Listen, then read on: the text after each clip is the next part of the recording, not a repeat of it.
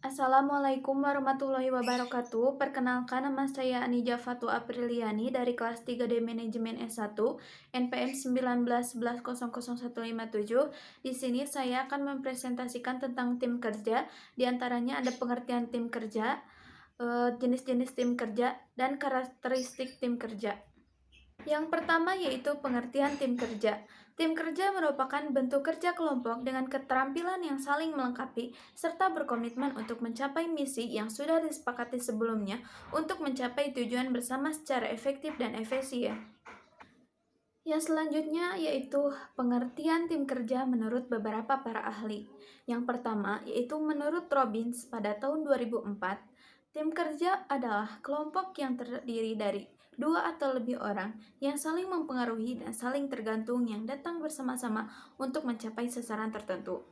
Yang kedua yaitu menurut Reki pada tahun 2005 menyatakan bahwa tim kerja merupakan kegiatan yang dikelola dan dilakukan sekelompok orang yang bergabung dalam satu organisasi.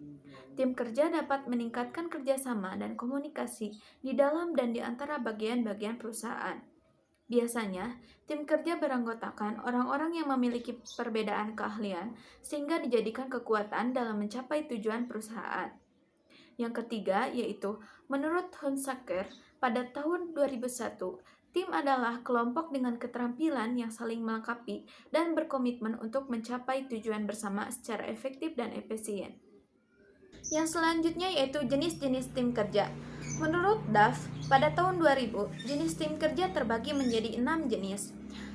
Yang pertama yaitu tim formal. Tim formal adalah sebuah tim yang dibentuk oleh organisasi sebagai bagian dari struktur organisasi formal. Yang kedua, tim vertikal. Tim vertikal adalah sebuah tim formal yang terdiri dari seorang manajer dan beberapa orang bawahannya dalam rantai komando organisasi formal. Yang ketiga, tim horizontal. Tim horizontal adalah sebuah tim formal yang terdiri dari beberapa karyawan dari tingkat hierarki yang hampir sama tapi berasal dari area keahlian yang berbeda. Yang keempat, tim dengan tugas khusus. Tim dengan tugas khusus adalah sebuah tim yang dibentuk di luar organisasi formal untuk menangani sebuah proyek dengan kepentingan atau kreativitas khusus. Yang kelima, tim mandiri. Tim mandiri adalah sebuah tim yang terdiri dari 5 hingga 20 orang pekerja dengan keterampilan yang menjalani rotasi pekerja untuk menghasilkan sebuah produk atau jasa. Yang keenam, tim pemecah masalah. Tim pemecah masalah adalah biasanya terdiri dari 5 hingga 12 karyawan yang dibayar per jam dari departemen yang sama. Yang selanjutnya yaitu ada karakteristik tim kerja. Menurut Sophia pada tahun 2008 menyatakan bahwa karakteristik tim kerja terdiri dari 6. Yang pertama yaitu mempunyai komitmen terhadap tujuan bersama. Yang kedua, menegakkan tujuan spesifik. Yang ketiga, kepemimpinan dan struktur.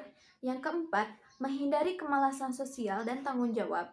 Yang kelima, evaluasi kinerja dan sistem ganjaran yang benar. Dan yang keenam, yaitu mengembangkan kepercayaan timbal balik.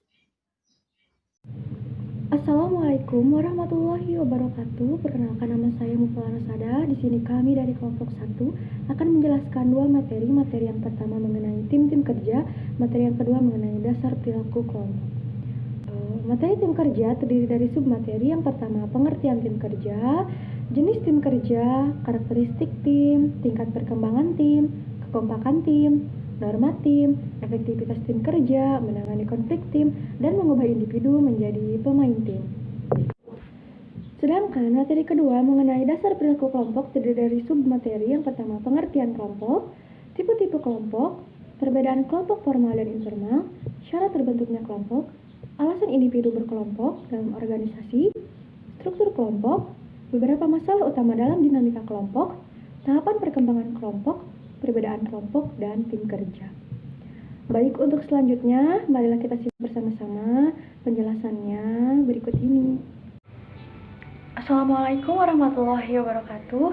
Perkenalkan, nama saya Mufla Rasada. Selanjutnya saya akan membahas mengenai tingkat perkembangan tim. Tingkat perkembangan tim ini dibagi ke dalam beberapa tahap. Ada 5 tahap. Yang pertama, tahap orientasi. Nah, tahap orientasi ini anggota suatu kelompok merumuskan atau mengidentifikasi tujuan serta tugas dan harapan masing-masing. Tahap kedua, ada akomodasi. Individu-individu berjuang untuk kedudukan secara pribadi dan profesional dalam rangka menciptakan suatu kesatuan yang berfungsi dengan satu bahasa dan tujuan. Tahap ketiga, ada negosiasi. Peran dan fungsi di negosiasi dan dijabarkan, bidang spesialisasi disepakati, kontak kerja atau pemahaman cara kerja, tim muncul kesatuan dan kohesi berkembang. Tahap keempat, ada operasi. Tim terlibat dalam aksi bertujuan. Fungsi peran komplementer tercapai, rasa kesatuan dan gerakan kolaboratif dalam mencapai tujuan berkembang. Tahap kelima, ada pengakhiran.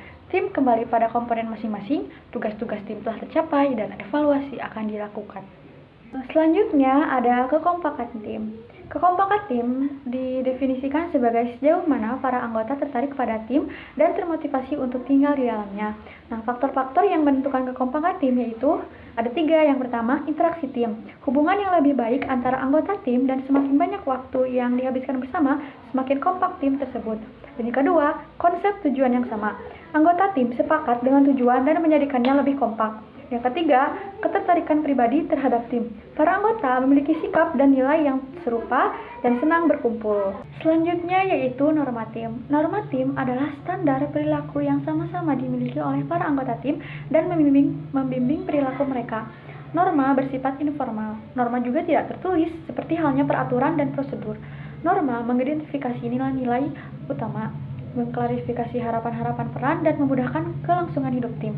Norma yang relevan dengan perilaku sehari-hari dan hasil kerja serta kinerja karyawan secara berangsur-angsur berkembang. 4 cara berkembangnya norma tim yang lazim untuk mengendalikan dan mengarahkan perilaku yaitu: pertama, peristiwa penting. Peristiwa penting dalam sejarah tim membangun teladan yang penting. Kedua, keunggulan. Keunggulan berarti bahwa perilaku pertama yang muncul dalam tim seringkali menentukan teladan untuk harapan-harapan tim nantinya. Yang ketiga yaitu perilaku pembawaan. Perilaku pembawaan menghadirkan norma-norma ke dalam tim dan dari luar tim. Yang keempat yaitu pernyataan yang eksplisit. Dengan pernyataan yang eksplisit, para pemimpin atau para anggota tim dapat memprakarsai norma-norma dengan mengungkapkan pada tim. Assalamualaikum warahmatullahi wabarakatuh. Izin perkenalan, nama saya Ruspi Nurulita Daniawati dari kelas 3D. Di sini saya akan mempresentasikan sedikit tentang materi tim efektivitas kerja, cara menyelesaikan konflik, dan yang ketiga mengubah individu menjadi tim. Efektivitas tim kerja. Menurut Billington, terdapat 3 hal penting dalam sebuah tim yang efektif, yaitu 1. Komitmen. Komitmen adalah sesuatu yang membuat seseorang membulatkan hati dan tekad demi mencapai sebuah tujuan, sekalipun dia belum mengetahui hasil akhir dari tujuan tersebut. Contoh, pemimpin dan anggota tim yang mempunyai komitmen dalam suatu perusahaan atau organisasi untuk mencapai visi dan misi perusahaan dengan cara bekerja lebih baik supaya bisa mencapai tujuan perusahaan. Dan yang kedua, ada 3 jenis kemampuan yang harus dimiliki sebuah tim, yaitu 1. Kemampuan memecahkan masalah, merupakan kemampuan untuk mengatasi kebutuhan akan sebuah kerumitan masalah untuk dapat memberikan alternatif jalan keluar dan menyumbangkan pemikiran yang kreatif demi mendapatkan penyelesaian terhadap masalah tersebut. Contoh, jika terjadi problem dalam suatu organisasi, harus ada salah satu orang yang bisa menengahkan atau menenangkan masalah tersebut, atau disebut juga orang ketiga, supaya tidak terjadi perpecahan antara satu orang dengan yang lainnya. Yang kedua, kompetensi teknis, merupakan kemampuan atau kecakapan untuk memahami pekerjaan dan tujuannya, dan sewaktu-waktu mampu untuk merencanakan hal baru untuk meningkatkan efektivitas tim kerja. Contoh, seorang anggota tim yang pandai memahami pekerjaan dalam bidangnya sendiri yang berfokus pada marketing research.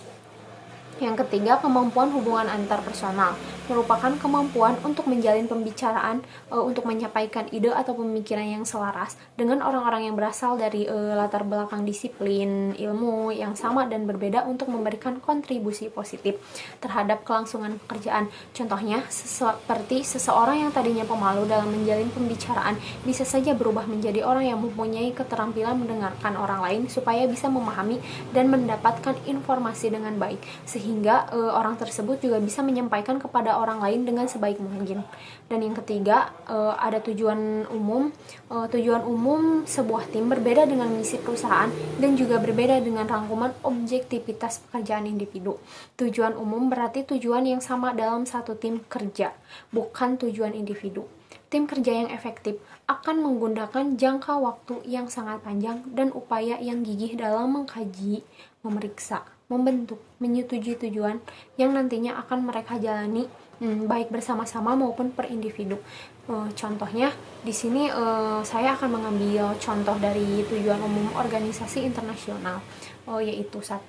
Untuk mewujudkan dan memelihara perdamaian dunia, juga keamanan internasional dengan berbagai variasi cara yang dipilih oleh organisasi internasional yang berhubungan di antara cara dan upaya yang disediakan hukum internasional.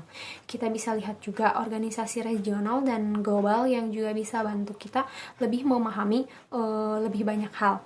Dan yang kedua, untuk mengatur serta meningkatkan kesejahteraan dunia maupun negara anggota melalui berbagai cara yang dipilih dan sesuai dengan ketentuan organisasi yang bersangkutan. Dan selanjutnya, cara menangani konflik. Untuk mendapatkan predikat sebagai rumah kedua, setidaknya suatu perusahaan perlu menerapkan berbagai cara efektif yang menyelesaikan masalah yang sering terjadi di perusahaan, seperti 1. Memberikan kesenangan kepada karyawan, contohnya mentraktir makan. Pemilihan tempat makan bersama bisa disesuaikan dengan situasi dan kondisi yang terjadi. Namun, waktu terbaik untuk makan yaitu saat pulang kerja, sehingga karyawan tidak disibukkan lagi dengan tugas-tugas kantor yang ada. Yang kedua, memberikan fasilitas olahraga. Dengan memberikan fasilitas olahraga kepada karyawan, perusahaan dapat menciptakan suasana kerja yang nyaman bagi karyawan. Di antaranya, mengelola stres karyawan, memberikan energi untuk beraktivitas, meningkatkan kinerja otak, dan menurunkan risiko penyakit. Contohnya, perusahaan memberikan fasilitas olahraga untuk bermain basket. Dan selanjutnya ada cara penyelesaian konflik antar karyawan, yang terakhir seperti keberanian. Setiap karyawan memiliki keberanian untuk melakukan hal yang benar dan bekerja dalam keadaan sesulit apapun.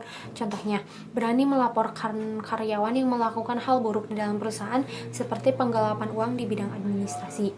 Yang kedua, komitmen. Sebagai pekerja, jadi perlu memiliki komitmen bahwa bekerja bukanlah seorang diri, melainkan bersama rekan-rekan lainnya yang saling bahu-membahu untuk meraih tujuan perusahaan. Contohnya, komitmen seorang dalam berorganisasi adalah benar-benar mempunyai keinginan yang kuat untuk mengikuti organisasi, siap menerima apapun konsekuensinya yang akan terjadi, serta siap untuk melaksanakan tujuan, visi, dan misi dari organisasi tersebut sebaik-baiknya. Yang selanjutnya, fokus. Cara meningkatkan fokus bagi karyawan bisa dilakukan dengan tidak menunda-nunda pekerjaan, tidur dengan cukup, dan beristirahat sejenak. Contohnya, pemimpin perusahaan yang harus berfokus pada visi dan misi perusahaan supaya bisa tercapainya tujuan dengan baik. Yang selanjutnya, menghormati. Saling menghormati menjadi cara mengatasi konflik yang kerap terjadi antar karyawan, karena setiap karyawan pasti memiliki kelebihan dan kekurangannya masing-masing. Contoh, perlakukan orang dengan sopan santun, kesopanan, dan kebaikan. Dorong rekan-rekan kerja untuk mengekspresikan pendapat dan ide dan juga berusaha menjadi pendengar yang baik. Yang selanjutnya ada keterbukaan. Keterbukaan antar perusahaan dan karyawan juga menjadi suatu hal yang penting dalam menciptakan lingkungan kerja yang nyaman. Dengan adanya keterbukaan, hal ini akan membangun transparansi dan membangun kepercayaannya bersama. Contohnya, untuk saling terbuka dan saling cerita jika kita mengalami sesuatu hal yang negatif atau hal yang buruk. Selanjutnya ada mengubah individu menjadi pemain tim. Yang ke-1 ada tantangan. Tantangan menciptakan pemain tim akan paling besar jika budaya nasional sangat individualistik dan tim itu akan dimasukkan ke dalam suatu organisasi yang mapan, yang secara historis menghargai prestasi individual. Dan yang kedua, membentuk pemain tim berikut ini. Ada beberapa cara yang dapat dilakukan untuk mengubah individu menjadi pemain tim, yaitu ada seleksi, pelatihan, ganjaran, dan yang selanjutnya ada tim. Selanjutnya ada tim dan keanekaragaman angkatan kerja. Mengelola keanekaragaman pada tim adalah suatu tindakan yang menyeimbangkan. Keanekaragaman memberikan perspektif segar mengenai isu-isu, tetapi hal itu membuat lebih syukur untuk mempersatukan tim dan mencapai kesepakatan. Yang selanjutnya, ada menyegarkan kembali tim dewasa. Tim yang berkinerja baik pada suatu waktu bukanlah jaminan akan terus demikian. Tim yang efektif dapat saja menjadi macet atau mengalami penurunan. Hal-hal yang dapat dilakukan untuk menyegarkan kembali tim yang mengalami kejenuhan dan penurunan kinerja adalah: 1. Siapkan anggota untuk menangani masalah kematangan atau kedewasaan. Hendaknya mereka tidak kehilangan semangat atau kepercayaan akan konsep tim kerja ketika konflik-konflik muncul ke permukaan. Yang kedua, tawarkan pelatihan penyegaran ulang. Dan selanjutnya ada tawarkan pelatihan lanjutan. Keterampilan yang berhasil untuk masalah mudah bisa tidak cukup untuk masalah yang lebih sukar. Dan selanjutnya ada dorong tim untuk memperlakukan pengembangan mereka sebagai suatu pengalaman belajar yang terus-menerus. Sekian dari saya. Wassalamualaikum warahmatullahi wabarakatuh. Assalamualaikum warahmatullahi wabarakatuh. Perkenalkan, nama saya Anissa Masrifah. Di sini saya akan mempresentasikan mengenai pengertian kelompok, tipe-tipe kelompok, dan perbedaan kelompok formal serta kelompok informal. Yang pertama, mengenai pengertian kelompok. Kelompok adalah individu yang hidup bersama dalam satu ikatan, serta dalam ikatan hidup bersama tersebut adanya interaksi dan intoleransi sosial, serta organisasi antar anggota. Sedangkan menurut sosiologi, kelompok adalah sekumpulan orang-orang atau sekumpulan individu yang hidup bersama yang memiliki hubungan dan saling berinteraksi, di mana akan mengakibatkan tumbuhnya perasaan bersama. Ada beberapa pengertian menurut para ahli. Saya menyebutkan 15. Saya menuliskan 15, tapi di sini saya akan menyebutkan hanya beberapa saja. Yang pertama, pengertian kelompok menurut Huki pada tahun 1987, yang mengatakan bahwa kelompok adalah suatu unit yang terdiri dari satu orang atau dua orang lebih yang saling berinteraksi dan saling berkomunikasi. Sedangkan menurut Sukanto pada tahun 1994, kelompok sosial atau social group adalah himpunan atau kesatuan di mana manusia tersebut memiliki hubungan dan saling berinteraksi, juga memiliki timbal balik untuk saling tolong-menolong. Dan selanjutnya, menurut Roland Friedman CS, kelompok adalah organisasi yang terdiri dari dua orang atau lebih individu yang memiliki ikatan-ikatan suatu sistem atau ukuran-ukuran kelakuan di mana yang disetujui dan diterima oleh semua anggotanya. Dan yang terakhir, di sini saya akan menyebutkan pengertian kelompok menurut para ahli, yaitu menurut Webster pada tahun 1989, yang mengatakan bahwa kelompok adalah sejumlah orang atau benda, sekumpulan orang atau benda yang tergabung secara erat dan menganggap dirinya sebagai satu kesatuan.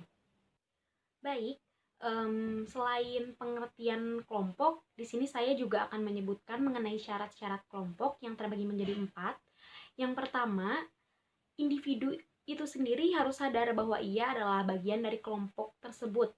Dan yang kedua, harus adanya timbal balik antar anggota satu dengan anggota yang lain.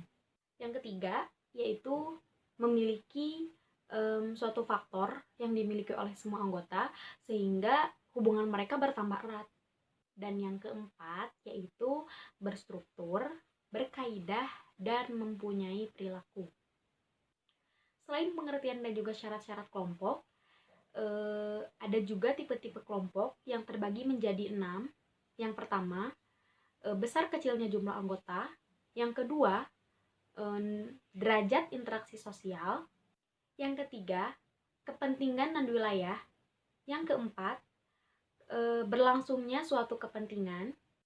Yang kelima, yaitu derajat organisasi. Yang keenam, kesadaran antar jenis yang sama, yaitu hubungan sosial dan tujuan. Selain itu, yang terakhir, di sini saya akan membacakan mengenai perbedaan kelompok informal dan kelompok formal. Yang pertama, yaitu kelompok formal. Kelompok formal adalah kelompok yang mempunyai peraturan yang tegas dan sengaja diciptakan oleh anggotanya untuk mengatur hubungan antar anggotanya. Contohnya OSIS, Karang Taruna, atau semisal BEM, seperti itu. Sedangkan kelompok informal adalah kelompok yang tidak memiliki struktur dan tidak memiliki suatu aturan yang begitu pasti. Contoh kliknya yaitu kelompok kecil yang tidak memiliki struktur formal, tapi sering berada di kelompok besar. Sepertinya dicukupkan sekian mengenai pengertian kelompok, tipe-tipe kelompok, dan juga perbedaan kelompok formal serta kelompok informal yang dapat saya sampaikan. Semoga dapat bermanfaat. Mohon maaf apabila banyak kesalahan atau banyak kekurangan yang masih mungkin belum bisa melengkapi apa yang saya sampaikan. Terima kasih atas perhatiannya. Wabillahi taufiq wal hidayah. Wassalamualaikum warahmatullahi wabarakatuh. Di sini saya akan menjelaskan tentang struktur kelompok. Struktur kelompok adalah pola interaksi yang stabil antar anggota kelompok yang berkaitan dengan bentuk pengelompokan, bentuk hubungan, perbedaan kedudukan antar anggota, pembagian tugas, dan sebagainya. Kelompok juga berfungsi dan terbentuk dari interaksi antar anggotanya. Kelompok juga dapat disebut sebagai jaringan kerja dari hubungan antar manusia. Dan sebuah kelompok hanya akan efektif jika kerjasama yang dilakukan antara anggota kelompok tersebut efektif. Ketika 2 atau 3 individu bergabung untuk mencapai suatu tujuan, di saat itulah struktur kelompok berkembang. Namun norma-norma yang berkembang di dalamnya berbeda-beda. Interaksi yang terjadi antara anggota kelompok terbentuk dari peran-peran kelompok atau aturan-aturan dan norma-norma yang ada di dalam kelompok. Bahasa utama dalam pengembangan struktur kelompok adalah norma. Peranan dan hubungan antara anggota kelompok itu sendiri, setiap kelompok memiliki karakteristik berbentuk kelompok. Karakteristik tersebut antara lain yang pertama, adanya tujuan yang menentukan teori kelompok dan yang menyatukan semua anggota. Yang kedua, ada pembagian peran atau struktur kelompok. Yang ketiga, ada prosedur untuk mengendalikan konflik. Yang keempat, ada norma. Yang kelima, adaptasi kelompok pada organisasi. Yang keenam, ada dasar sosial budaya. Yang ketujuh, ada keeratan antar anggotanya. Struktur kelompok adalah bentuk hubungan antar individu dalam kelompok sesuai posisi dan peranan masing-masing. Struktur kelompok harus menyesuaikan atau mendukung tercapainya tujuan kelompok yang berhubungan dengan struktur kelompok, yaitu struktur komunikasi. Sistem komunikasi dalam bentuk harus lancar agar pesan sampai kepada seluruh anggota. Komunikasi yang tidak lancar akan menimbulkan ketidakpuasan anggota, pada giliran kelompok menjadi tidak kompak. Struktur tugas atau pengembalian keputusan. Pembagian tugas harus merata dengan memperhatikan kemampuan, peran, dan posisi masing-masing anggota. Dengan demikian seluruh anggota kelompok itu berpartisipasi. Struktur kekuasaan atau pengembalian keputusan. Kedinamisan kelompok sangat erat dengan kecepatan pengambilan keputusan. Selain harus jelas siapa yang harus mengambil keputusan dan ketidakcepatan atau kelambatan mengambil keputusan menunjukkan lemahnya struktur kelompok. Sarana terjadinya interaksi di dalam kelompok sangat diperlukan, sedangkan dalam struktur kelompok harus menjamin kelancaran interaksi. Kelancaran interaksi memerlukan sarana, contoh kesediaan ruangan pertemuan kelompok dapat menjamin kelancaran interaksi antar anggota. Beberapa masalah dalam dinamika kelompok karena kelompok terdiri dari sejumlah orang dan biasanya dengan latar belakangnya yang berbeda-beda. Maka sangat mungkin di dalam kelompok itu ditemukan banyak masalah. Masalah hal ini perlu sekali mendapatkan perhatian. Di antara masalah-masalah tersebut yang terpenting adalah yang pertama adalah kepemimpinan. Masalah kepemimpinan sangatlah tragis sifatnya karena dapat menentukan efektif tidaknya proses kelompok. Tidak jarang suatu kelompok menjadi buyar karena kesalahan pemimpin. Yang kedua, pengambilan keputusan dan memecahkan masalah. Pengambilan keputusan dan memecahkan masalah ini merupakan inti dari tugas atau misi kelompok. Pengembalian keputusan kelompok di dalam praktek lebih banyak sulitnya daripada mudahnya. Mengembalikan keputusan kelompok secara umum telah diakui lebih baik kualitasnya daripada keputusan yang individual. Yang ketiga, komunikasi. Karena kelompok merupakan kumpulan dari para individu yang berinteraksi satu sama lain, maka masalah komunikasi memegang peranan yang sentral. Melalui komunikasi saling memperhatikan diciptakan pada akhirnya akan memperkuat koneksi dan tercapainya tujuan-tujuan kelompok. Yang keempat, konflik. Perbedaan kepentingan dan harapan yang ada di dalam kelompok boleh jadi tidak dapat dihindari.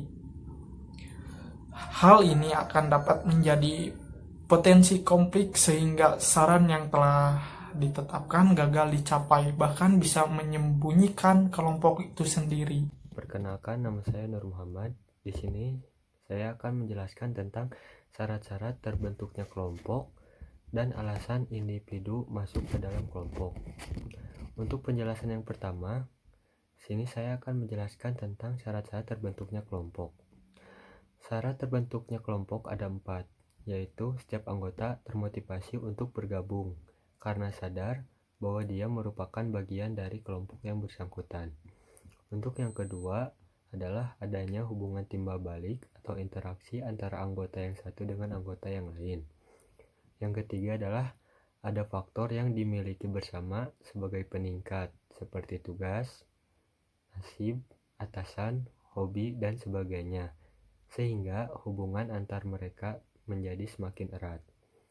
Untuk yang keempat adalah berstruktur dan berproses. Untuk penjelasan yang selanjutnya, saya akan menjelaskan tentang alasan individu masuk ke dalam kelompok. Ada 6 faktor. Yang pertama adalah faktor keamanan. Individu yang berada di dalam kelompok bisa mengurangi rasa tidak aman karena sendirian, merasa lebih kuat, lebih percaya diri, dan tahan dari segala ancaman. Yang kedua adalah faktor status. Bergabung ke dalam kelompok yang dianggapnya penting, memberikan pengakuan dan status bagi para anggotanya. Yang ketiga adalah faktor harga diri. Memiliki harga diri karena menjadi bagian kelompok dan kejelasan status bagi kelompok lain. Yang keempat adalah faktor afiliasi. Kelompok bisa memenuhi kebutuhan sosial anggotanya. Yang kelima adalah faktor kekuasaan. Kekuasaan dan kekuatan bisa diraih dengan berada di dalam kelompok yang sulit diperoleh jika sendirian. Yang keenam, faktor pencapaian sasaran. Untuk mencapai sasaran dan menyelesaikan tugas dibutuhkan lebih dari 1 atau 2 orang. Ada kebutuhan yang mengumpulkan bakat, pengetahuan, atau kekuasaan untuk menyelesaikan pekerjaan. Assalamualaikum warahmatullahi wabarakatuh. Saya Muhammad Farhan dari kelompok 1 akan mempresentasikan tentang tahapan perkembangan kelompok yang telah dibagikan oleh ketua kelompok masing-masing, dan saya menerima materi yang ini.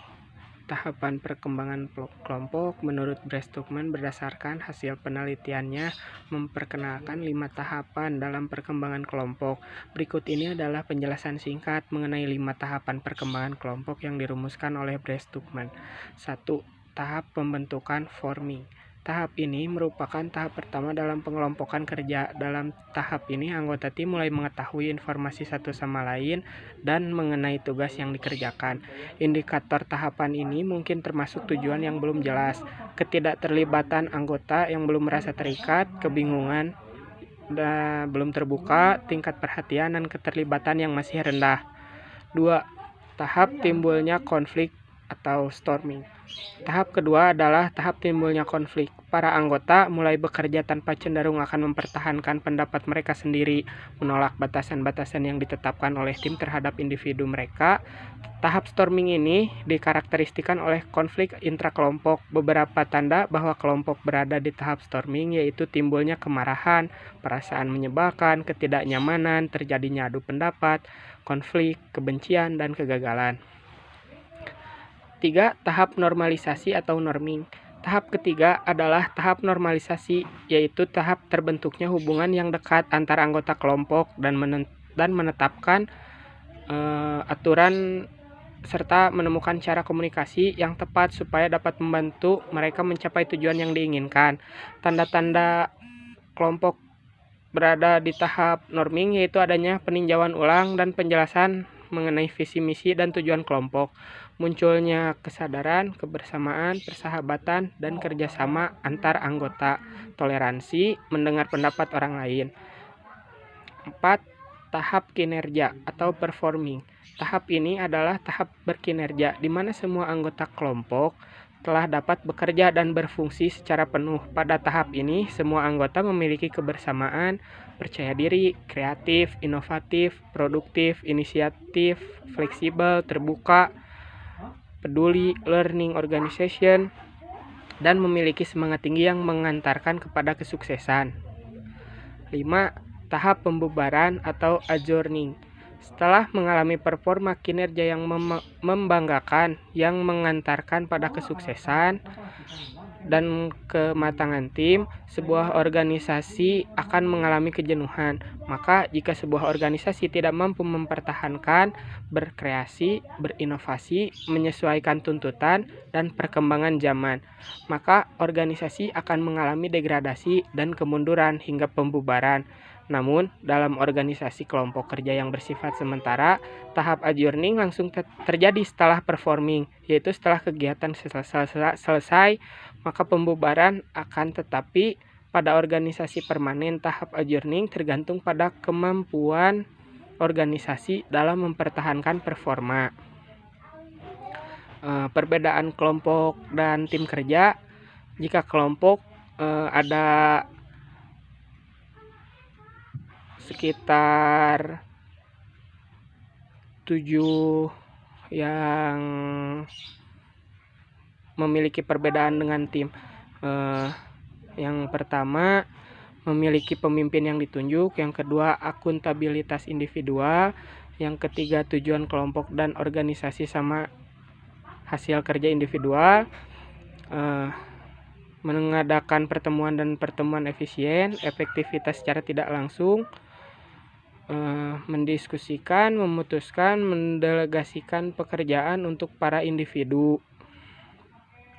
Jika tim, satu berbagi peran dalam kepemimpinan, akuntabilitas mutual dan individu, visi atau tujuan khusus tim, hasil kerja kolektif, pertemuan-pertemuan mendorong diskusi terbuka, efektivitas secara langsung diukur dengan menilai kerja kolektif, mendiskusikan, memutuskan, membagi pekerjaan. Sekian presentasi dari saya. Wassalamualaikum warahmatullahi wabarakatuh.